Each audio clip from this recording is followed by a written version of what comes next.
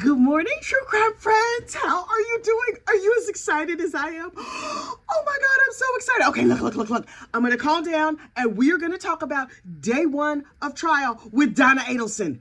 There was no trial. Boom, boom, boom. Y'all, the drama was intense. Oh, I loved every minute of it. But look, first, you know what you need to do. Please like, oh, my nose is so itchy. Please like this video and subscribe to the channel. Okay, look, we are talking about the state of Florida. Dog, don't you start squeaking that toy this morning. I do not have the patience for it. Okay, we are talking about the state of Florida versus Donna Adelson. Now, look, I have an entire Adelson crime family playlist, and I will link it in the description of this video, but I'm just going to give you the quick and dirty on this trial, the history of this trial, so you're not entirely lost in case you don't know what's happening. Okay, so look.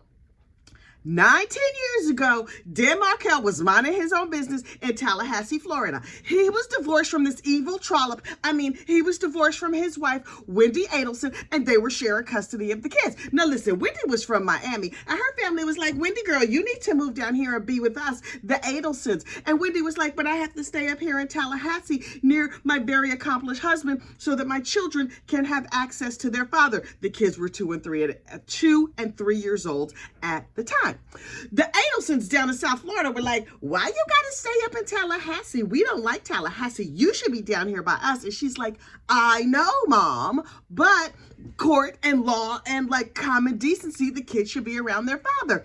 And so the whole Adelson family got together like, you know what let's do? Let's unfortunately unalive Dan Markel, the very, very accomplished professor over there at Florida State University, and nobody will know, nobody will mind. We just gonna shuffle this young man off this mortal coil, and then the devil done got back in my throat, y'all. They were like, we can just shuffle Danny Markel off this mortal coil and everything will be fine and it's all going to go good.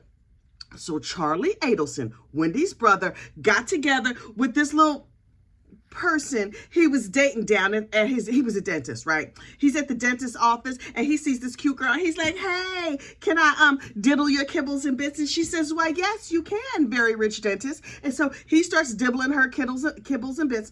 And she was like, I know somebody, my baby daddy and his friends. Yes, they might be affiliated with the street gang, but they can shuffle your ex-brother-in-law off this mortal coil and nobody will catch them. And Charlie was like, great. Mom, Wendy, let's all have a family meeting. Everybody's going to get together. And they had a family meeting. Now, did they have a family meeting? I don't know. I'm just making this part up. But in my mind, they had a family meeting. And they decided to shuffle Danny Markel off this mortal coil. And then they were like, oh, he's no longer here. Okay. And Wendy took her kids and moved down to South Florida. And she thought she was going to live happily ever after. Oh, she was living as happily ever after as she could, being that she was involved in an unfortunate unaliving. But, things keep going good. The Markel family, of course, is devastated. And they're like, we cannot believe this has happened to our beloved Dan Markel, but we will seek for justice. And then one by one, the dominoes start to fall. All the conspirators in the murder, that is Katie McBanawa and Sigfredo Garcia and Luis Rivera, all get caught and sent to prison forever, ever. Only Luis Garcia, who was the king of the Latin kings, was just like, listen, I'm gonna make a deal. I'm gonna roll on those other Mamalukes and I'm gonna get out after a couple of years because I did a bunch of crimes anyway. I'll go down for my crimes and then I'm gonna be free in these streets and I'm gonna go raise my kids or have a new wife or do whatever I'm gonna do. Everybody was like, okay. Years and years go by. It takes a while to get the other conspirators in prison, right? Okay, because sometimes that happens. Katie McBanawa and Sigfredo Garcia were kind of like on again, off again. And they were like, look, Katie, we know your ex-boyfriend Charlie is the one who orchestrated all of this, but we're going to go to trial together and we're going to hang strong and we're going to be together. And the attorneys were like, we hope to not get you life in prison. The attorneys were wrong and Sigfredo got life in prison, but Katie McBanawa did not. It was a mistrial for her. Look, I saw this on Dateline when it happened years ago. And I was like, oh, Katie might get off. Katie was offered all kinds of deals to roll over on Charlie Adelson and the whole Adelson clan. Katie McBanawa, co-conspirator in the unalive, and are you following this? Katie McBanawa and her lawyer, Sarah Kawas, were like, we believe Katie is going to walk free. Everybody else was looking at the evidence out here in true crime land, and we was like, Katie, you going down, girl. But Katie was like, I believe I'm going to go free. And so when Katie got convicted and sentenced to life in prison, her lawyer, Sarah Kawas, was like, oh my goodness, I am devastated. I can't believe that just because there was a giant mountain of evidence on my client and she refused to take a plea deal that would allow her to walk scot-free and raise her children, she didn't take it. Oh, she real stupid. I can't believe she's going to prison. And Sarah Kawas was like, I loved her, ma'am. Maybe your love for your client blinded you to what was good common sense. Katie McBanawa should have rolled over on the Adelsons, but she did not. And so the Adelsons were like, well, all the brown people are in prison. We, a nice upper class white family, is just gonna live here in Miami, happily ever after, and everything's gonna be great. Wait, what? Charlie Adelson, the periodontist, I'm not sure if he was a periodontist. He was some sort of dental tooth gum type of person, gets arrested. And he's like, okay, look, I don't know if you noticed. I'm super white. I'm super rich. I have lots of fancy cars. I'm kind of a douchebag. This is going to go great for me. And so he hires Daniel Rashbaum as his attorney. And Rashi, who was of the school of Sarah Kawas, who was like, I'm sure you're going to be fine. We have all this great plan, and we are going to make sure you don't go to prison forever, ever, like all the other conspirators. And Charlie was like, right. Because I'm still super rich, right? I'm rich. Okay, great. My money is still intact. My whiteness appears to still be here. My privilege in the community still appears to be here. Okay, I'm sure this is gonna go great. And so last year, Charlie Adelson goes to trial. And I was like, tell me every single thing. I need to know everything about this case.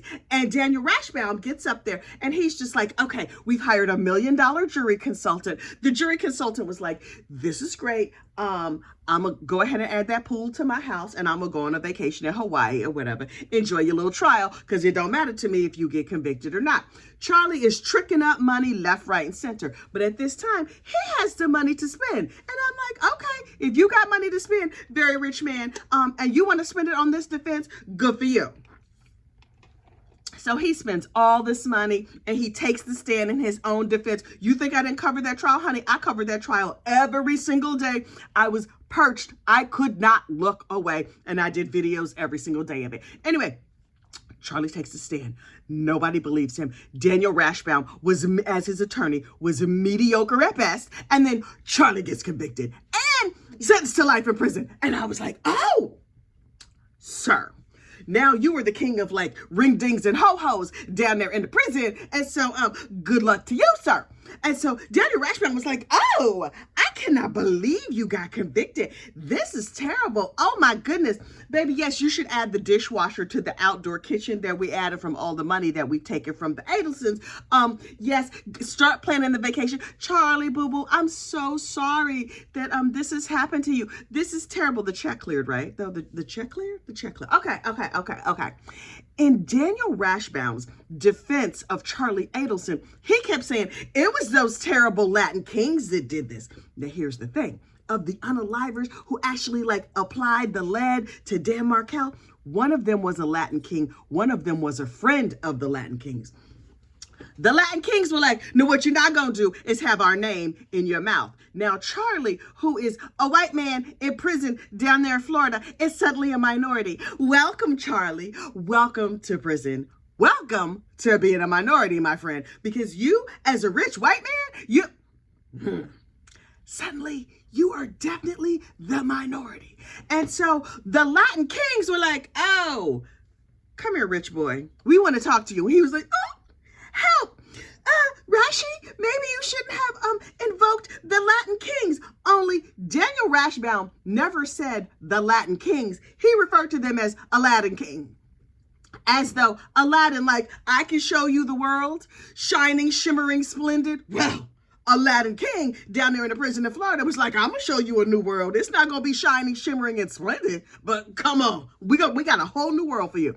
So Charlie Adelson was like, yikes, Aladdin King is gonna get me. And so the state of Florida was like, yes, he's a terrible unaliver. And Aladdin King is all over down here in Florida. So we're going to have to move you from beautiful sunny Florida in the prison system to South Dakota over there in what I like to call the Idaho region of the United States. It's over there someplace. It's where all the Mormons and the killers live. I don't know. It's over there in the Lori Vallow Daybell section of the country. So Charlie Adelson gets moved to South Dakota, and everybody was like, okay, that's it. The co-conspirator, wait, what? District Attorney Georgia Kappelman, there's somebody else getting arrested, you say. Who else, Miss Kappelman, could be being arrested? And Georgia, in her calm, smooth Southern accent, was like, stay tuned, y'all. And so after Charlie Adelson's case, I was like, oh, Black Jesus, I can calm down. Okay, everything is fine. And I am minding my own business over there on the Lido deck. Child, I was on a cruise in the Caribbean when I got word that Donna Adelson had been arrested. Boom, boom, boom. Now listen, Donna Adelson, the matriarch of the family, little old rich white lady, is suddenly, click, click, she's in handcuffs, right? I was on the cruise ship. You should have seen me running from deck to deck trying to get a good signal. I was like, please, baby, we need to upgrade the Wi-Fi package because I need to see the arrest footage of Miss Donna going down. This old rich lady was like, I am planning to flee to Vietnam and live in a beautiful plush villa for the rest of my, wait, the FBI is here? Wait. Who called the FBI? I did not realize there was a warrant out for my arrest. I have been talking to my attorney. Hang on. I have been talking to my attorney, Daniel Rashbaum, and he told me that it was fine for me to try and escape the country and that would not look bad for me at all. And so I'm sure this is all going to be fine. Harvey, she was there with her husband at the airport. Harvey, baby, see if you can find your way back home. And she was like, FBI, he's sort of like infirmed in the brain and he might not be able to find his way back home. And the FBI was like, oh, that sounds like a him problem, girl, because you about to go down here to the local jail. And she was like, oh, I would like to speak to the manager of the FBI because this is not acceptable to me. I am used to having my way. She had her Botox in place. She was thin, hadn't eaten a carb in a couple of decades. Her hair was beautifully colored. Her nails were done. And she's like, I would like to hold on to my phone. And they were like, Heifer, that's not how any of this works. And she's like, someone please call my attorney, Daniel Rashbaum. And I'm like, wait, let me make sure I understand this. Daniel Rashbaum, who was your son's attorney, who lost the case for your son with a feeble, ridiculous sort of theory of the case. Rashi, who lost the case for your son, that's your attorney. And she was like, yes, I love Danny. He's like a son to me. I'm sure he's going to get me out of this jam. Ma'am? Hey, get your son out of this jam. Did you notice that your son Charlie is in jail for life and Aladdin King is over there trying to unfortunately unalive him and now he got to live in the Idaho section of the United States? But you down here at the Miami airport talking about Danny told me it was okay to try and flee to Vietnam and I'm sure this is all going to work out fine. Please get me losing attorney Daniel Rashbaum. That's the theory you going with? Okay, girl. Okay. So she took her behind on down to the prison. And I assume that Harvey Adelson got home one way or another. Child, he might still be circling the Miami airport. Donna was arrested back in November. Have we seen Harvey Adelson since then? I haven't. Y'all might want to check a parking structure or something for him because I'm just saying. Anyway. So Donna Adelson has been sitting in prison, in jail, wherever they hold her, in Lee County. Look, they arrested her at beautiful Miami that she loved and that's her home and everything is wonderful. They took her right back up to Lee County in Tallahassee, which, as far as I can tell, is kind of like the Alabama portion of Florida. No shade to Alabama or Florida, but it is northern Florida, which is not like the glitz and glam of Miami. She's like, oh, here I am in prison in the Alabama portion of Florida. Oh, Pinky's. Oh, no, Pinky's out here. They probably do have a lot of sweet tea even there in the prison. I'm sure they got the sweet tea. Anyway, so she's sitting in prison and she's just like, I love Daniel Rashbaum. Girl, all of us are looking at you like, Daniel Rashbaum lost your son's case. What are you doing? Daniel Rashbaum is very similar to Sarah Kawas. That was Katie McBanawan's lawyer. Oh, Sarah Kawas was or whatever her name is, Tara Kawas. That was her name.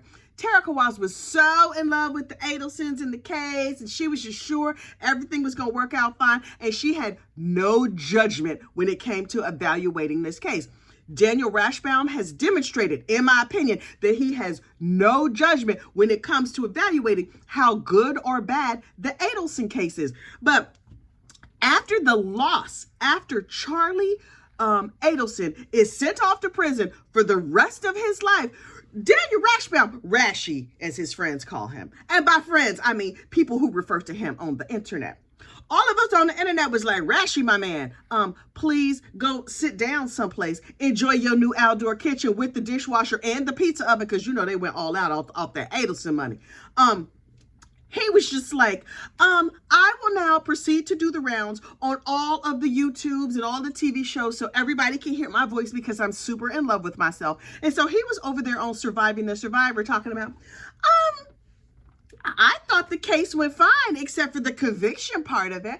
And I'm sure everything is going to be fine. I love the Adelsons. Donna Adelson reminds me very much of my mother. Sir, let me help you here. If Donna Adelson reminds you of your mom, you might need therapy. She's controlling, she's a narcissist, and she's a total psychopath who planned an unfortunate unaliving. That's what your mama be doing. Okay, okay, sir, that's not the flex you think it is. In fact, I'm real worried about you right now, Rashy. But Rashy is like, I will go on representing Donna and we will be ready for trial in no time. I just lost another trial on this very case recently, so it won't take me long to lose this one too. And every time they went to court, that very cute judge who looks like one of those little brown Duplo people. He got a big round head. Oh, but he is nice. He is fair, and he has no time for nobody's mess. He's calm. Oh, I wish I could remember his name, but you know I'm bad with names. Anyway, so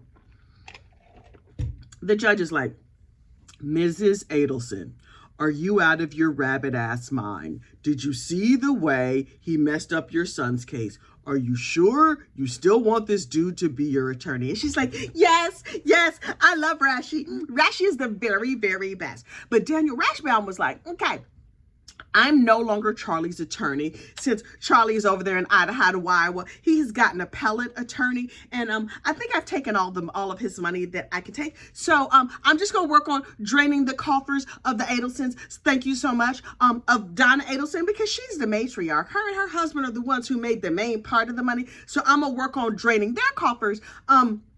And I'm going to keep working on their case. But I'm going to bring in this co-counsel because it's really, really clear that I have a conflict. So I'm going to bring in this co-counsel, and the co-counsel is going to help me out.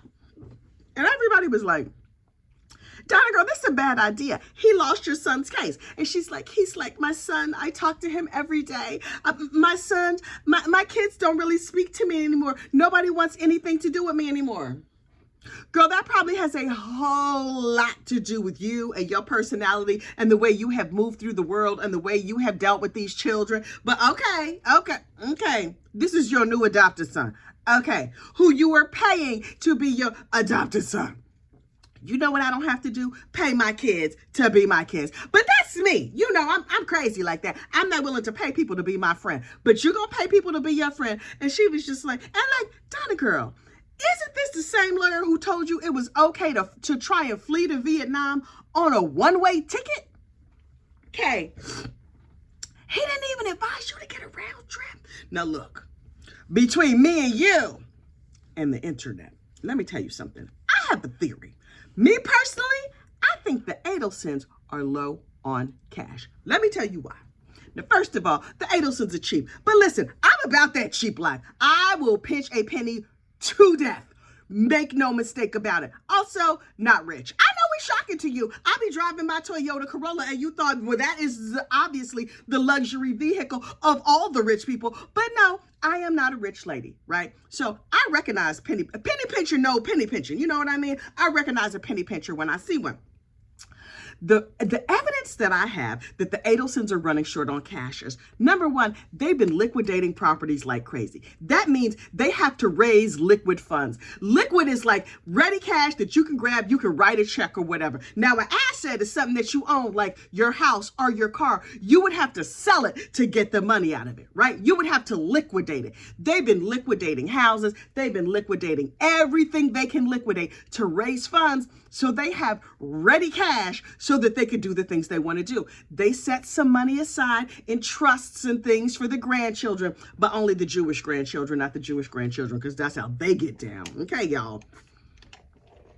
But once they put that money in trust, they might not be able to take it out, or they might not want to take it out. After they set money aside in trust for the kids and whatever else to pay for their college or their education or whatever they're going to pay for them kids, they're like, okay, what do we have left in this pot? That pot is getting smaller and smaller and smaller. Keep in mind, because they're in their 70s, they are not able to continue making money. They can't, Donna's not going to go out here and get a job as what? As a school teacher, as a lunch aide. She was out there living that retired Miami life. But little by little, they've been liquidating things. And then when they bought the tickets to Vietnam, you think those tickets to Vietnam were cheap? No, they were last minute tickets to Vietnam. A round trip ticket is going to be expensive. A one-way ticket is going to save you some money. I was like, why does she buy a one-way ticket? Is she stupid, or is she cheap, or is she short on cash? Also, what's her name? Janice something or other. I'll find her channel.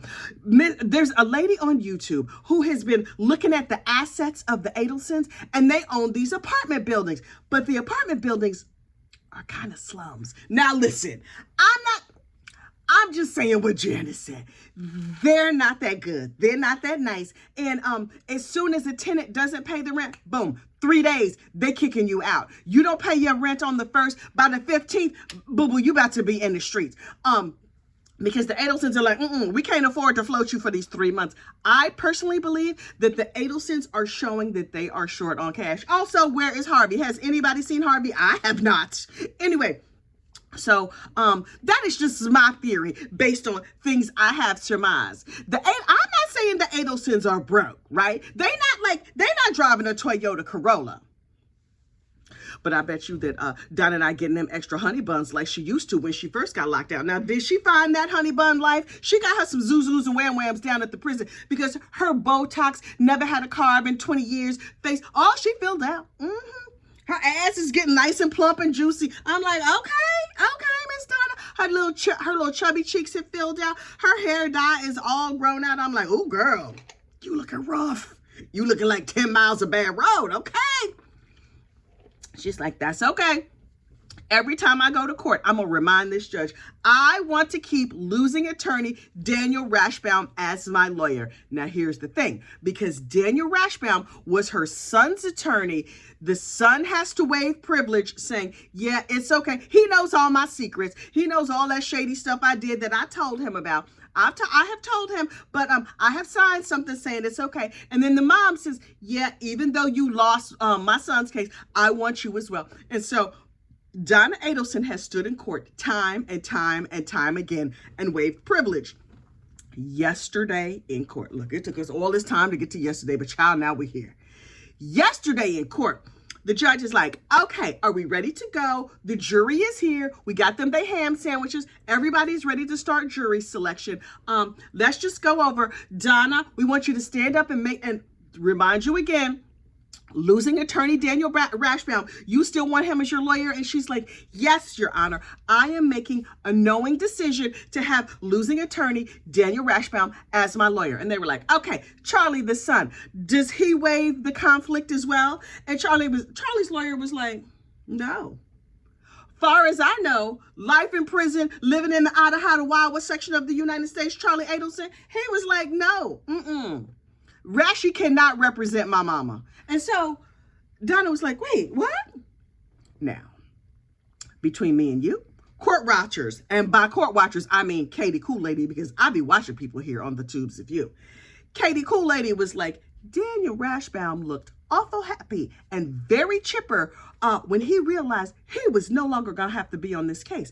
Did Daniel Rashbaum set this up? He never got a signed waiver from Charlie Adelson. He got a verbal waiver from Charlie Adelson saying that Charlie would waive the conflict. Charlie is now saying through his lawyer, I never waived the conflict. And I was like, oh, Rashi, have you been scamming these scammers? Rashi is like, I have been systematically draining money from the coffers of the Adelsons since 2006, I believe. Maybe 2016. A long time. Ever since this case jumped off a long time ago, they hired Dan Rashbaum. Dan Rashbaum has been billing them. I'm telling you, I promise you, it's a whole lot of money an hour. And they have been paying him. And now money is getting tight. They buying one-way tickets. They kicking people out their little slum apartments that they have over there. Okay. They're paying money for Charlie's appellate attorney is paying them. Now they had to bring in a second lawyer to help out Rashi. And Rashi is like, their money is getting tight. These payments are late. I think I have a conflict. Now look, is this facts? You're not here for facts, honey. You're here for the gossip, the rumor, and the innuendo of the section. But apparently Daniel Rashbaum was over there in the elevator. Now look, I got this very fresh, hot, third-hand news from the internet. Daniel Rashbaum was over there in the elevator talking, like acting real excited to be able to get off this case. And he's like, I get to get out today. Me and my wife, we probably go. Now listen, I'm making this part up. I'm just letting you know. Me and my wife, we are going to go on vacation in a slightly used villa over there in Vietnam. We going to get round trip tickets because we can afford round trip. He was super chipper and super happy when finally it was revealed that Charlie Adelson had not waived the conflict. And so Daniel Rashbaum could not stay on the case. Donna, her surrogate son, is going to be leaving. And then Corey, first her nose got red. And then you see like a little trickle. Now listen, we have seen all of these mama loops get up on the stand and fake cry. Honey, Donna was fully in the real cry. Ugly, hysterical. And listen, let us be clear. She not that cute to start with. I'm not going to lie. But she not gorgeous like me and you. But when a not gorgeous like me and you person starts just really like blubbering and losing it entirely, I'm like, I want to see everything. Now, if you're a normal, regular, non-murdery type human being and you're having a bad day, I want to be there. I want to help you. I will be your friend. But if you are an unfortunate unaliver and now you're sad, I'm a little bit happy about that. Maybe that makes me a bad person. Early in the day, when Donna thought like, oh, we're just going to sail through now this half the thing she going home. I know, and you know, she not going home. She in her forever home already. She's there in the Lee County Jail, wherever she's at. She's over there in the county jail in Florida, over there near Tallahassee. Her next home is going to be Florida State Prison for the rest of her life, however long it may be. And you think she's going to be at the Endless Heaven Buffet? No, she is not. She's going to be someplace else. You're not going to have to you're not going to have to worry about running into her at the Endless Heaven Buffet. You know what the Endless Heaven Buffet is, right? You die and you go to heaven and all your favorite foods are there and they never run out. You can eat as much as you want. It don't cost you nothing. And you don't gain weight. The Endless Heaven Buffet. Everybody know about the Endless Heaven Buffet. So look, Donna, she's not going to be at the Endless Heaven Buffet. She's not going to have to worry about, is it kosher style, whatever. She's not going to be there. I don't know where she's going. But I personally will be in the key lime pie section. I'm not going to see her. That's all I'm going to say about that. Anyway, Donna is fully in the ugly cry because now her adopted son / attorney is gone. So Daniel Rashbaum skips out of the courtroom. I mean, he didn't skip. He might have skipped through the parking lot. In my mind, he skipped through the parking lot. He's like, I'm free. Baby, get the round trip tickets because we can afford it now. He's off this case. As far as I can tell, he doesn't have to give the money back because according to Peter Tragos, the lawyer, you know, the way they set it up is they say, okay, before a trial starts, you have to give us a big giant chunk of money a couple of weeks before trial. Everything is prepaid. And this payment is not like, oh, you get a little percentage back if I lose. It's not about the outcome of the case. It's about all the time that you put in preparation and studying and all the clients that you turned away while you were getting ready for this case. So Daniel Rashbaum has been paid. No matter how this case comes out, he has been paid. And apparently sitting in court yesterday, he was saying, oh, I hope I don't have an issue with the Florida State Bar. Oh, well, we'll think about it when I'm in Vietnam. Y'all, Rashi has scammed the scammers, in my opinion. Now, is this a bad look for his legal practice? Yes. But is it a good look for his life? He don't have to be involved with these people. And here's the thing.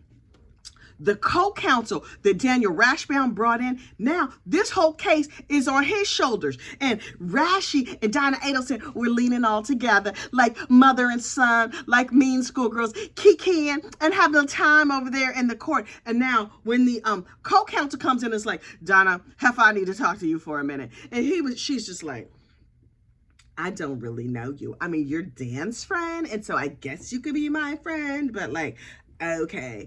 Here's the thing, though. As much as Donna might not like this new co-counsel situation, oh my goodness, I done talked my throat dry, y'all. It's probably better for her because the co-counsel went on court TV last night, and he was like, well, listen, I'm not ready to get this case going yet because Danny Rashbaum was doing part of it and I was doing part of the work. Now, with the shifting of responsibilities, I need to get up to speed. And it could be as little as 6 weeks before this case comes back to trial. But this opens up some opportunities for us. Really, sir? What opportunities might it open up for you? Please tell us every single thing. According to the new co-counsel, they don't have to stick to whatever half-ass theory Rashi had come up with. They can come up with a brand new theory of the case. And by brand new theory of the case, Daniel Rashbaum, this new attorney could conceivably throw Charlie Adelson under the bus. Or he could negotiate a plea deal for Donna Adelson. Might Donna plead to this case? I don't know. But look, this new attorney is going to have a real come to Jesus moment with Miss Donna Adelson. He's going to have to be, look, girl, I'm going to need you to dry your tears and focus because this is what you need to understand. Every single other person associated with this case is in prison for life except for Aladdin King, Luis Garcia, who is now, Luis Rivera, who is about to be free in these true crime streets in a couple of years. Y'all watch out. Anyway, so girl, you want to stay in prison? You want to go home? What you want to do? You want to go jail? You want to go home? You want to go get them horny widows off of your husband Harvey, who's probably still circling the airport, or you want to go home, or you want to go to jail? What you gonna do? So maybe the new co-counsel negotiates a plea for Donna. Now here's the thing: if Donna, who may or may not have been the mastermind of this entire crime, negotiates a plea deal, who could she possibly give up? Because they will only give her a plea deal if they can get a really, really good sentence against her or get somebody else. Who might that somebody else be? Her daughter, Wendy? Asking for myself. Because you know Donna Adelson loves them grandbabies. Maybe she can finish raising them grandbabies if she gives up Wendy. The boys. This was all about the boys, those grandbabies. They're almost grown. I mean, they're in their early teens now. Child, 5 years. 5 years is nothing in prison time. I mean, for me, because I'm out here free and stuff. But these boys are going to be fully adults in 2 hot seconds, and they will have flown the coop. They will be off to college, which I guarantee you is paid for with that money that Donna and them set aside for the grandbabies. Y'all, we don't know what's gonna happen yet. More will be revealed. Hey, you know I will be right here. I will be perched. I will be waiting to see everything every single thing that happens next in the Donna Adelson case. So listen. Like I said before, first of all, you need to like this video and subscribe to the channel, but also to get every video I have done on the Adelsons, including my day-by-day recap of Charlie Adelson's trial, please get down in the description of this video. It gives you a link to the Adelson Crime Family playlist. Listen, I will see you tomorrow. Bye.